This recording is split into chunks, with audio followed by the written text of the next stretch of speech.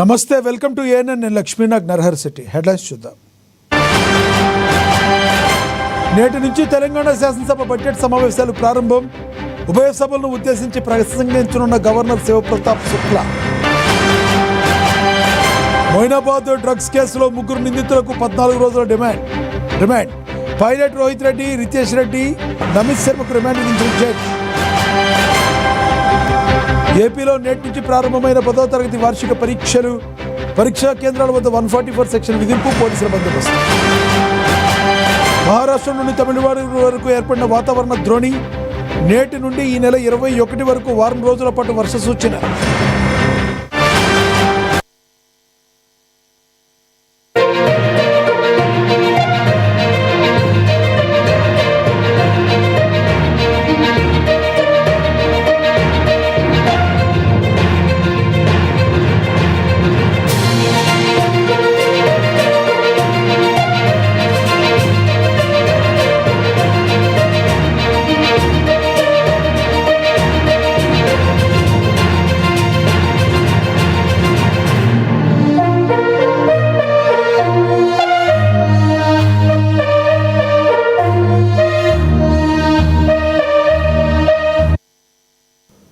Breaking news చూస్తున్నాం. తెలంగాణ రాష్ట్ర రాజకీయాల్లో నేటి నుండి కీలక ఘట్టం ఆవిష్కృతం కానుంది.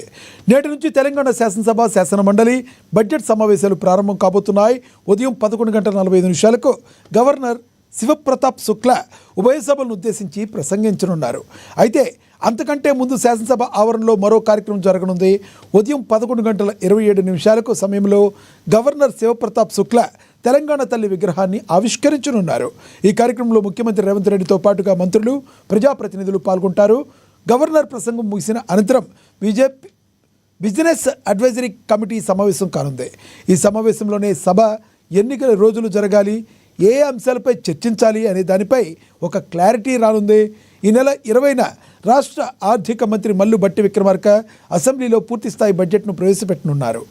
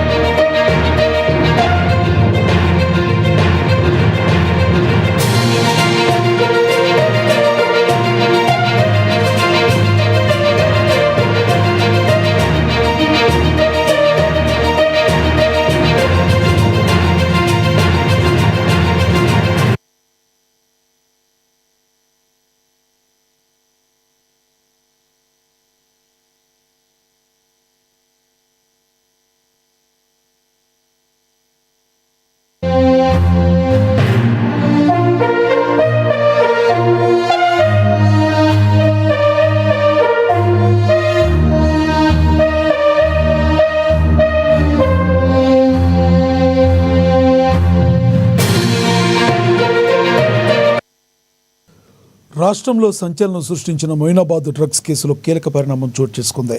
ఈ కేసులో ప్రధాన నిందితులుగా ఉన్న మాజీ ఎమ్మెల్యే పైలట్ రోహిత్ రెడ్డితో పాటుగా రితేష్ రెడ్డి, నమిత్ శర్మలకు కోర్టు 14 రోజుల రిమాండ్ విధించింది.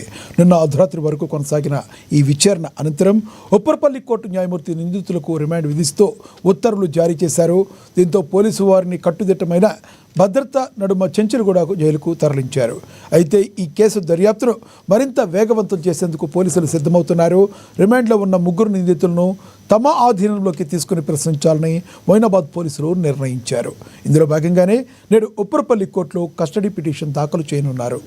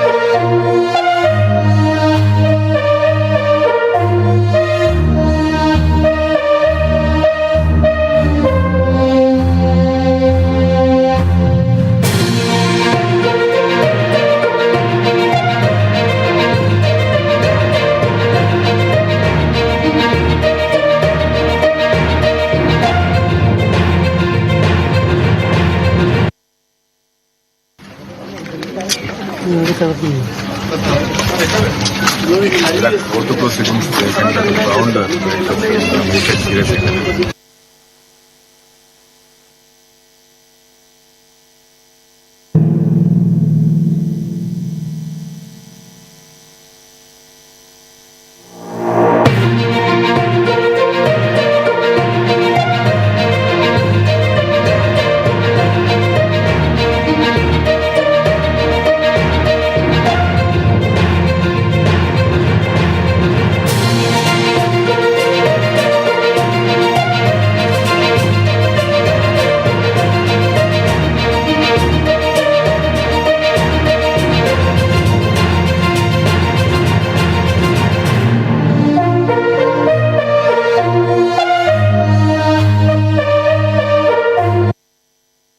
బ్రేకింగ్ న్యూస్ చూస్తున్నాం. ఆంధ్రప్రదేశ్లో 10వ తరగతి విద్యార్థులకు వార్షిక పరీక్షలు ఇవాళ ప్రారంభమయ్యాయి. రాష్ట్ర వ్యాప్తంగా ఏర్పాటు చేసిన పరీక్షా కేంద్రాల్లో లక్షలాది మంది విద్యార్థులు తమ భవిష్యత్తును నిర్ణయించే పరీక్షలకు హాజరు కాబోతున్నారు. ఈరోజు ఫస్ట్ లాంగ్వేజ్ పేపర్తో ఈ పరీక్షల పర్వం మొదలైంది. ఉదయం నుండే విద్యార్థులు తమ తల్లిదండ్రులతో కలిసి పరీక్షా కేంద్రాలకు చేరుకున్నారు. పరీక్షల నిర్వహణలో అధికారులు కఠినమైన నిబంధనలు అమలు చేస్తున్నారు. సమయపాలన విషయంలో ఎటువంటి మినహాయింపు లేదని స్పష్టం చేశారు.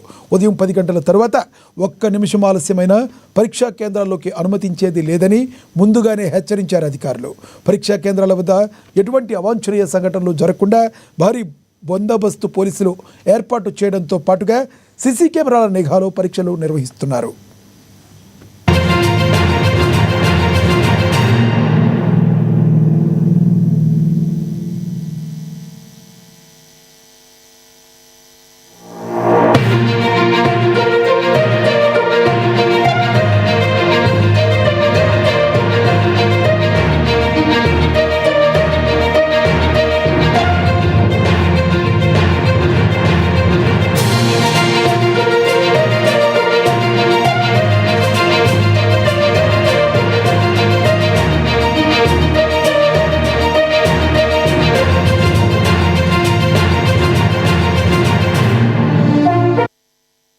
ఏపీలో 10వ తరగతి విద్యార్థులకు వార్షిక పరీక్షలు ఇవాళ ప్రారంభమయ్యాయి. రాష్ట్ర వ్యాప్తంగా ఏర్పాటు చేసిన పరీక్షా కేంద్రాల్లో లక్షలాది మంది విద్యార్థులు తమ భవిష్యత్తు నిర్ణయించే పరీక్షలకు హాజరవుతున్నారు. ఈరోజు ఫస్ట్ లాంగ్వేజ్ పేపర్తో ఈ పరీక్ష పర్వం మొదలైంది.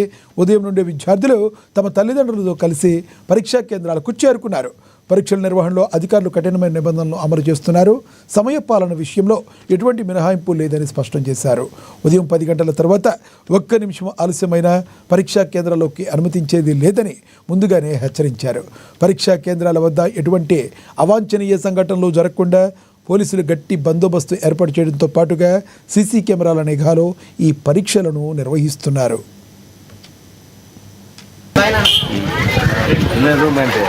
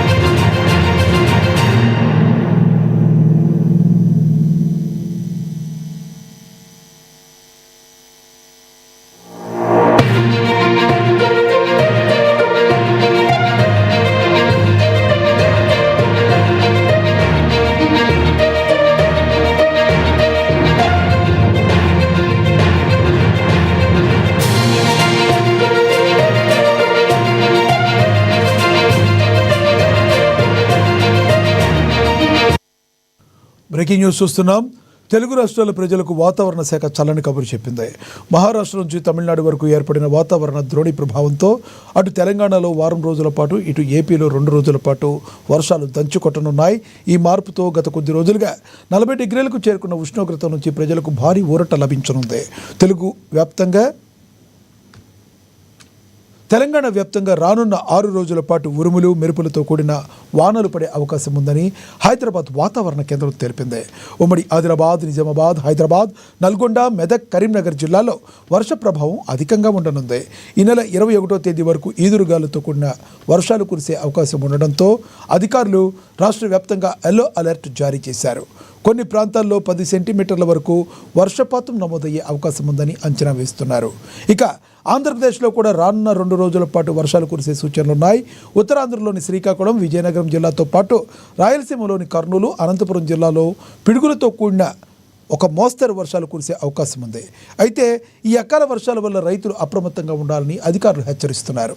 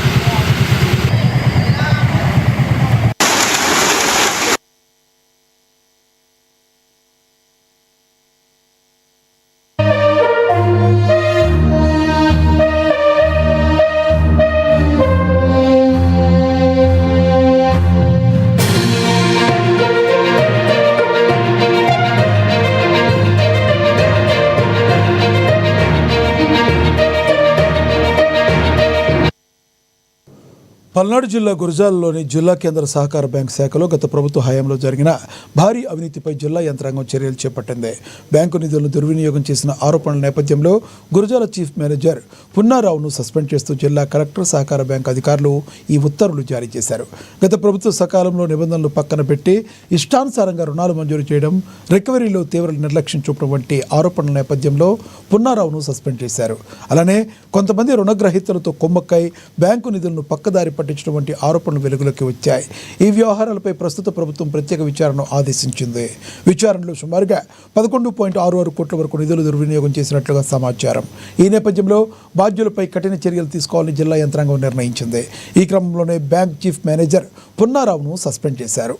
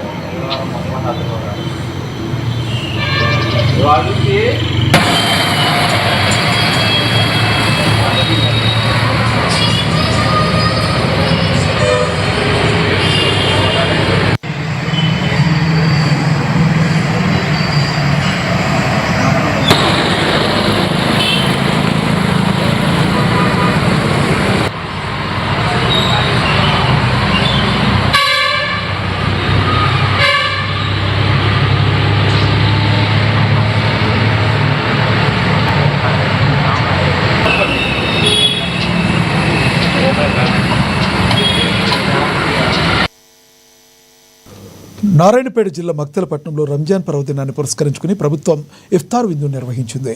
మైనార్టీ సంక్షేమ శాఖ ఆధ్వర్యంలో ఏర్పాటు చేసిన ఈ కార్యక్రమంలో మంత్రి వాకిటి శ్రీహరి పాల్గొన్నారు. ముస్లిం సోదరులతో కలిసి ఇఫ్తార్ విందు ఆరంభించిన మంత్రి వారికి రంజాన్ శుభాకాంక్షలు తెలిపారు. మక్తల్ ప్రాంతంలో హిందూ ముస్లింలు సోదరభావంతో మెలుగుతూ ఒకరి పండుగలను మరొకరు గౌరవించుకోవడం ఎంతో గర్వకారణమని ఈ సందర్భంగా ఆయన ప్రశంసించారు. సంక్షేమే మైనార్టీల సంక్షేమే లక్ష్యంగా ప్రభుత్వం పనిచేస్తుందని స్పష్టం చేశారు. మన మొత్తం నుంచి చాలా నియోజకవర్గాలు చాలా జిల్లాలో కూడా అరే కలిసి ఉంటే ఇక్కడ కలుస్తున్నామని రంజాన్ బక్రీద్ పండుగలకు మనం వాళ్ళకి శుభాకాంక్షలు తెలపడం, వాళ్ళు వెంపటి పండుగ కూడా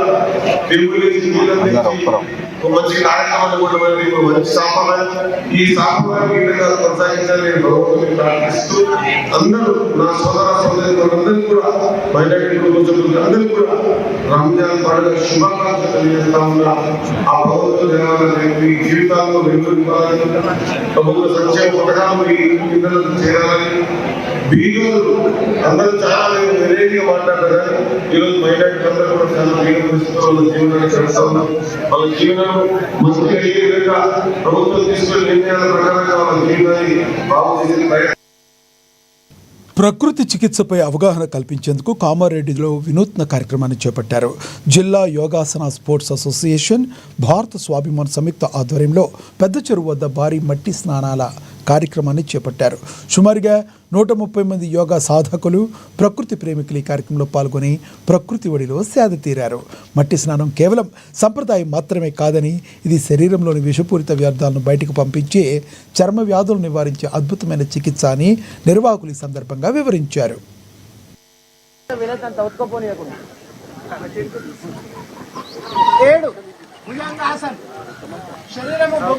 కట్టేటప్పుడు 50-60 మంది కంటే ఎక్కువ ఉంటుంది పిల్లలు కాబట్టి